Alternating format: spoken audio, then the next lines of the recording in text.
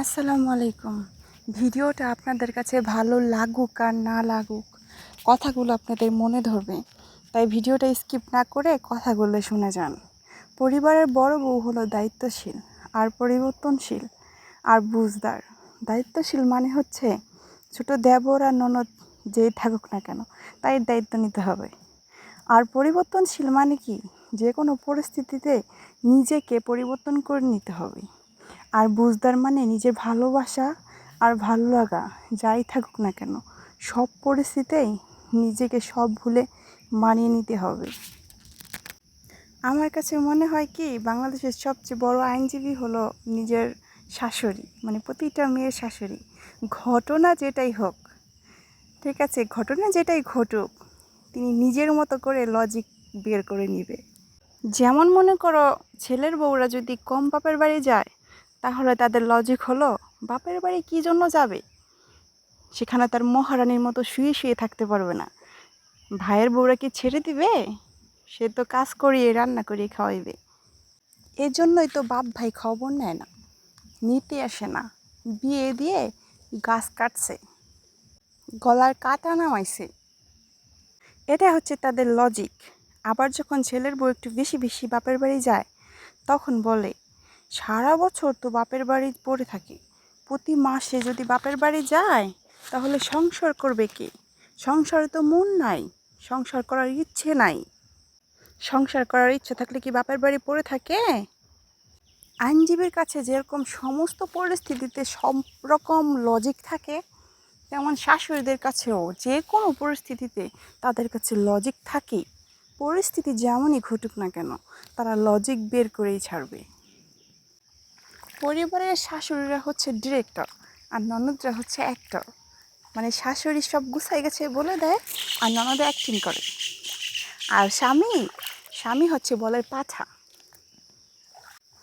এই পাঠায় যাই কিছু হয়ে যাক না কেন, সমস্ত দোষ তার নিজের বউয়ের উপরে দিবে। বউরই সমস্ত দোষ হয়েছে। এই পাঠার পাল্লায় যারা পড়ে তাদের জীবনটা তেজপাতা হয়ে যায় ভাই।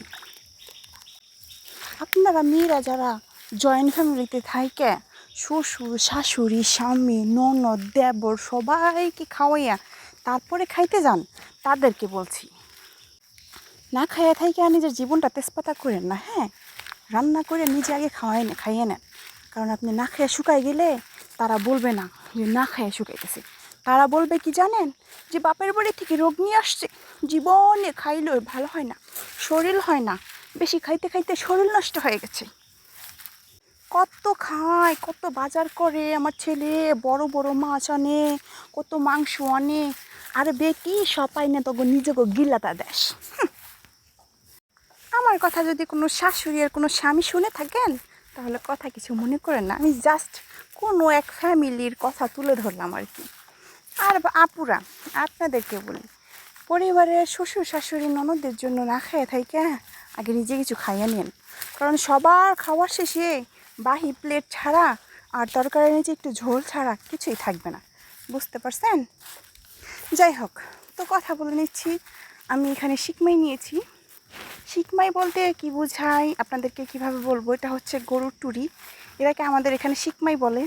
আবার আমার বাপের বাড়ির ওইখানে টুরি বলে, শ্বশুর বাড়ির এখানে সিকমাই বলে। অনেকে অনেক জায়গায় এটাকে অনেক কিছুই বলে। তো এটা কোরবানির, এটা আমি ভালো করে বেছে নিচ্ছি, অনেকগুলো হয়েছে এখানে।